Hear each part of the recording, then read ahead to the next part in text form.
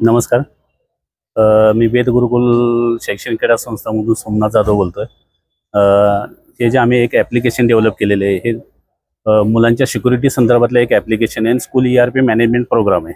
तुम्हाला कल्पना आहे की निर्भया प्रकरण आहे, कोपर्डीचं प्रकरण किंवा बदलापूरचं झालेलं प्रकरण आहे. ह्या प्रकरणात असून दिसून येतं की आपल्याला मुलांच्या सुरक्षिततेचा प्रश्न खूप मोठा आहे.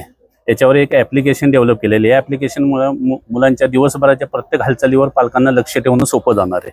या ॲप्लिकेशनमुळे मुलांच्यावर जो अत्याचार होतो किंवा लैंगिक शोषण होतं किंवा पालकांच्याकडून अवाजवी अपेक्षा केल्यामुळं मुलांची जे आत्महत्येचं प्रमाण वाढलेलं आहे हे कमी होणार आहे या ॲप्लिकेशनमुळे.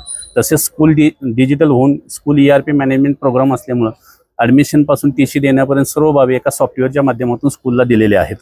अशा पद्धतीचं हे ॲप्लिकेशन आहे. हे मुलांच्या आणि शाळेच्या सर्वांगीण विकासासाठी खूप महत्त्वपूर्ण आहे आणि परिपूर्ण आहे.